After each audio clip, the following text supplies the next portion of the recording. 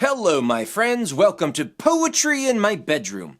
My name is Ryan Freeman. I have a poem for you by Robert Frost. The title is On a Tree Fallen Across the Road, and in parentheses, to hear us talk. 4 stanzas long. I will read it and then discuss the images and the thoughts that it brings to me. Enjoy.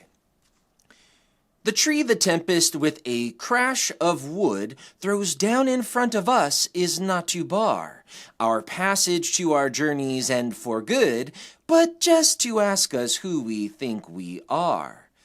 Insisting always on our own way so, she likes to halt us in our runner tracks and make us get down in a foot of snow, debating what to do without an axe. And yet she knows obstruction is in vain. We will not be put off the final goal. We have it hidden in us to attain, not though we have to seize earth by the pole. And tired of aimless circling in one place, steer straight off after something into space. Okay. So, short poem, on a tree fallen across the road to hear us talk. Just imagine, what does that mean? Okay, easy to think of that. There's a tree that's fallen across the road, and it's to hear us talk. So we have this dialogue or this interaction, this relationship between us, people who are passing along a road, who comes to a fallen tree, and nature herself. So we go to the first stanza. The tree the tempest with a crash of wood throws down in front of us is not to bar. So the tempest throws the tree in front of us with a crash of wood. But it has a purpose, and we learn that the purpose is not to bar, so not to stop us, not to prevent our journey. And then we find out what the purpose is. Our passage to our journeys end for good, but just to ask us who we think we are. So the tempest, or perhaps nature incarnate, throws the tree down in front of our journey, and it's not to bar our passage to our journeys end for good, but for a purpose of asking us who we think we are. So that goes back to that second part of the title, to hear us talk. Second stanza, insisting always on our own way so, she likes to halt us in our runner tracks and make us get down in a foot of snow, debating what to do without an axe. So we have now our characteristic in that first line, insisting always on our own way so. So in contrast perhaps to nature, or perhaps it is a special thing about our species. At least it is something that Robert Frost has put into this second stanza as one of our attributes of peculiarity, insisting always on our own way so, right? Humans are very insistent. We will not be stopped. If a mountain is in our way, we'll dig a hole through it. If a forest is in our way, we'll chop it down, right? We're very insistent as a species. But what does nature like to do in regard to that?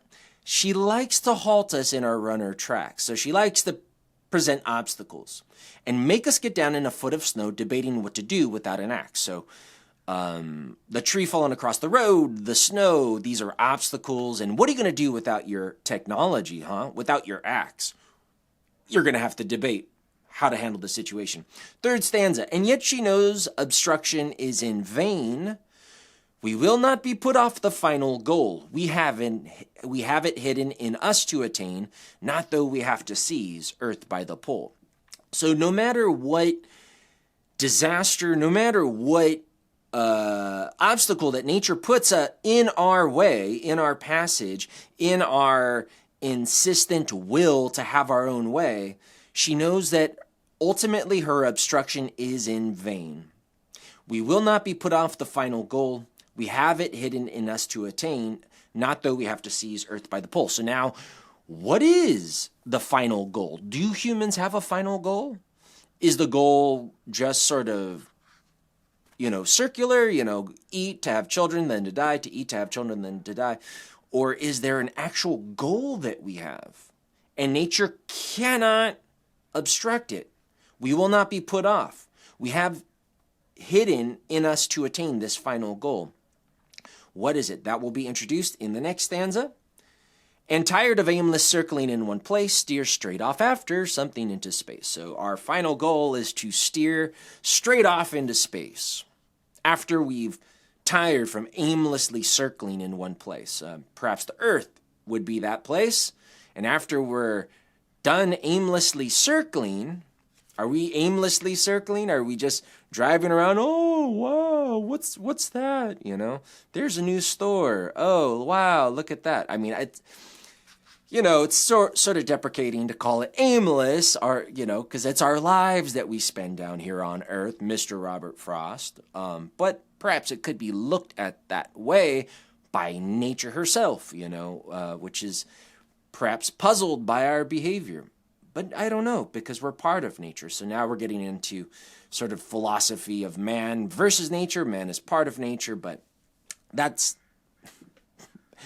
beyond this poem. So our final goal, to steer straight off into space. And Robert Frost, at the end of that third stanza, says, not though we have to seize Earth by the pole. So he's sort of saying, look, nature can't stop us from going to space, but we don't have to seize the Earth by the pole. So we don't have to completely dominate nature. We don't have to dominate our planet to attain our goal. So I think actually I really like this poem because it talks about a true thing that us as a species, perhaps beyond all species, definitely beyond all species, we are constantly moving. We are constantly going. We have goals beyond just the normal goals of eating and sleeping. We love to explore. We love passage. We love journey. We love knowledge. We love to move.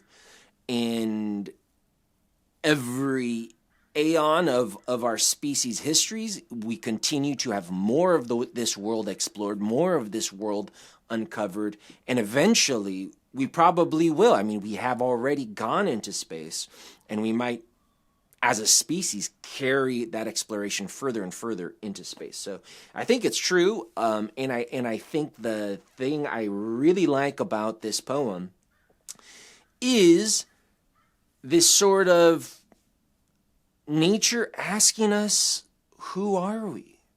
And sometimes it does take a natural disaster like a huge earthquake or a pandemic, this act of nature, this huge thing that sort of shakes us and sort of stops our forward trajectory wherever we're going, to think about life.